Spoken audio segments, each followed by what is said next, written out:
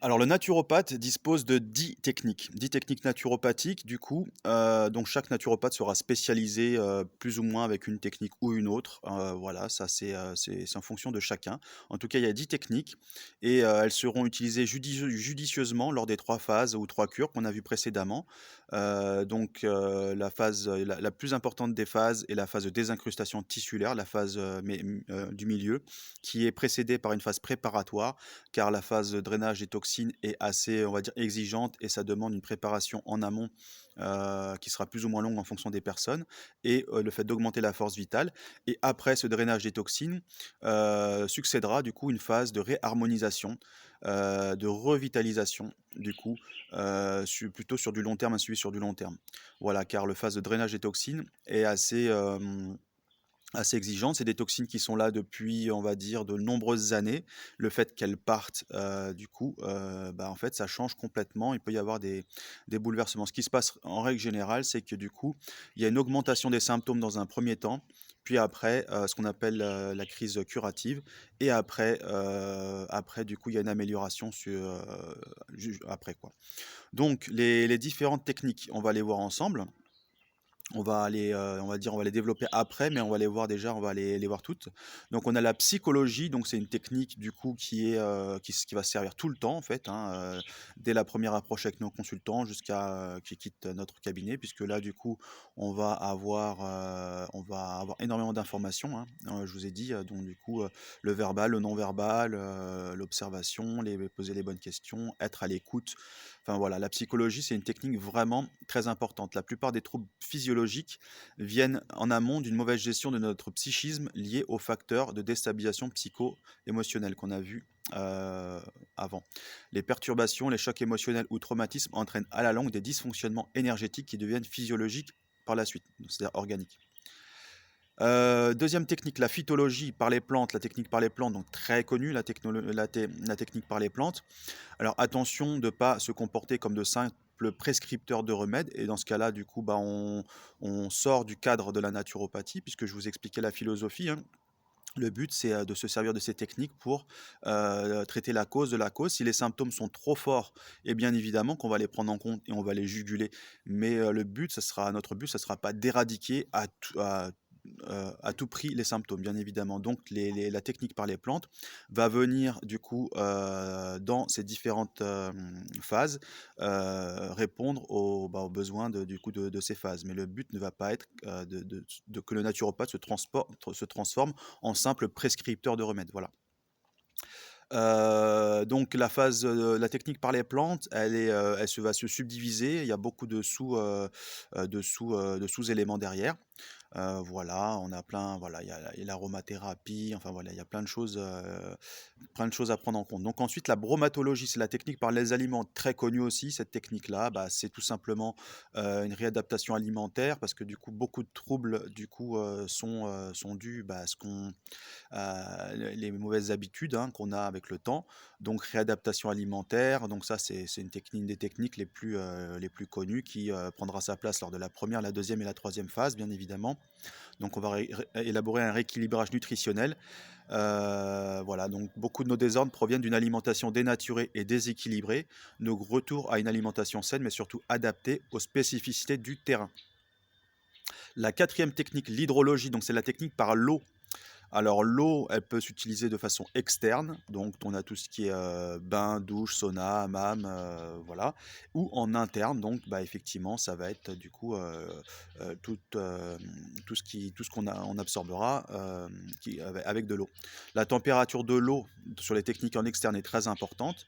Il faut savoir que le froid, donc faire un bain froid, ça va venir, on va se servir pour dériver les toxines, hein, je vous en ai parlé sur une des précédentes vidéos, pour dériver les toxines d'un émonctoire, d'une porte de sortie vers une autre, on peut utiliser effectivement la technique par l'eau si elle est supportée, comme les bains froids par exemple, qui permettent du coup de concentrer les toxines qui sont vers l'extérieur, vers l'intérieur, donc les émonctoires intérieurs, qui sont le système digestif et le système urinaire. Lorsqu'il y a par exemple des émonctoires qui sont saturés, comme on va dire la peau et les poumons. On va pouvoir du coup, grâce au froid, dériver ces toxines vers les deux émonctoires qui sont plus interne, quoi, on va dire le système digestif et le système urinaire. On peut aussi faire l'inverse, donc par le chaud. Le chaud va venir faire sortir les toxines vers l'extérieur, de l'intérieur vers l'extérieur. Donc si on a un émonctoire, système, digestif ou système urinaire, qui sature, on utilisera le chaud pour venir faire, dériver les toxines vers, la peau et les poumons. Voilà, donc ça c'est pour l'eau, donc il y a énormément de choses, hein, les lavements, enfin voilà, il y a tout, plein de choses, plein de techniques avec l'eau. La la 5e technique, la pneumologie, donc c'est la technique par les gaz, l'air, donc apprendre à respirer, toutes les techniques respiratoires, ça c'est très, très important. C'est une technique aussi qui est très importante, que l'on prendra en compte. On prendra en compte notre respiration et comment mieux respirer. Cette technique peut être alliée avec d'autres techniques comme la phytologie, hein, donc par exemple l'aromathérapie, ou des techniques hybrides avec, les techniques respiratoires, les huiles essentielles. Enfin voilà, toutes les techniques respiratoires. C'est très important de bien respirer. On respire mal. La respiration doit être plus profonde, les expirations doivent être plus longues et réapprendre à respirer, c'est très important. La 6e technique, la kinésiologie, donc ça, c'est tout ce qui est exercice physique, tout ce qui est lié au mouvement. La sédentarité est, un fléau et tout ce qui est exercice physique, donc du coup un retour vers l'exercice physique, c'est une technique, qui servira bien évidemment. Beaucoup de troubles s'installent avec la sédentarité et le manque d'exercice. On n'apprend pas assez à bouger, à marcher en milieu naturel, à transpirer. Ces exercices seront adaptés aux spécificités de notre consultant. Un bilan de test seront effectués, un bilan et des tests seront effectués au préalable. La 7e technique, qui sert aussi de bilan qu'on a vu, la réflexologie. Donc ça, je vais aller vite parce que du coup, on a détaillé un petit peu. C'est la technique par les réflexes. Donc on a vu qu'on pouvait interférer sur les organes internes en utilisant des surfaces externes avec des cartographies. Et du coup, il y a différentes zones qui existent et qui sont, en fonction de l'accessibilité, plus ou moins intéressantes à exploiter. Donc c'est la technique, c'est une technique de soins très efficace, technique de correction aussi. On agira à distance via des interfaces sur les différents organes. Cette technique donne des résultats rapides et efficaces si c'est bien mené. La 8e technique, la chirologie, c'est tout ce qui a trait au toucher, la technique par les mains.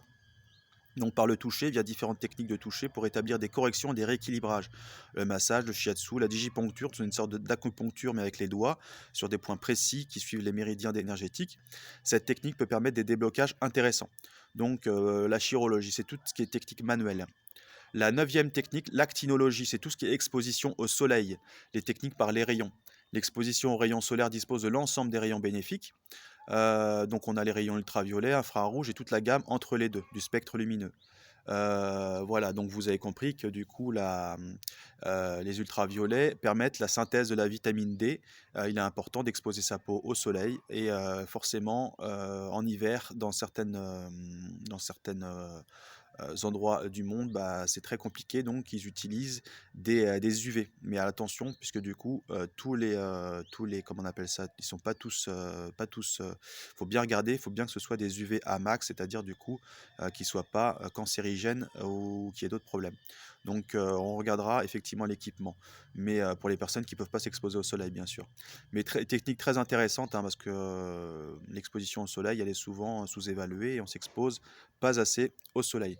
La 10e technique et la dernière, le magnétisme. Alors ça, c'est pas tous les naturopathes qui ont cette capacité. C'est la technique par les fluides énergétiques. Donc technique qui va permettre de rééquilibrer énergétiquement notre consultant, qui peut être allié avec différentes techniques, bien évidemment, la chirologie, l'aromathérapie. Le praticien servira de canal en fait. Il va canaliser l'énergie qui nous entoure pour la cibler à des points précis. Souvent, ça sera les plexus énergétiques. Voilà, donc toutes ces techniques, comme j'ai dit, vont être judicieusement réparties sur les 3 phases. Ces 3 phases, du coup, il faut bien comprendre qu'il va y avoir plusieurs rendez-vous avec un naturopathe. On ne peut pas traiter du premier coup. Beaucoup de personnes, après la première séance, on ne les revoit plus, car la première phase consiste à augmenter la force vitale pour pouvoir accéder à la deuxième phase naturopathique. Et beaucoup de personnes s'arrêtent à la première phase, voyant leur force vitale augmenter, et pour eux, ça y est, c'est bon. Sauf qu'à un moment donné, on les revoit quelques mois après, ça va pas non plus, puisqu'ils n'ont pas été jusqu'au bout. C'est important de comprendre qu'il faille aller jusqu'au bout pour, avoir un suivi, en profondeur et puis surtout arriver à la phase de drainage des toxines et aussi la troisième phase de réharmonisation après puisque du coup, il y a certains bouleversements, faut que ce soit accompagné. Donc voilà, j'espère que c'était pas trop long. Donc voilà, là, on a fini avec la naturopathie. J'aimerais aborder maintenant, on a fini, on va dire, avec les bases, les bases de la naturopathie. Je veux dire, maintenant, on va rentrer plus en profondeur et j'aimerais, du coup, voir le système digestif, et le métabolisme, mais ce serait bien que je fasse aussi, une petite sensibilisation sur la chimie pour bien comprendre, enfin, les notions de base de la chimie pour comprendre le métabolisme et comprendre le système digestif. Voilà.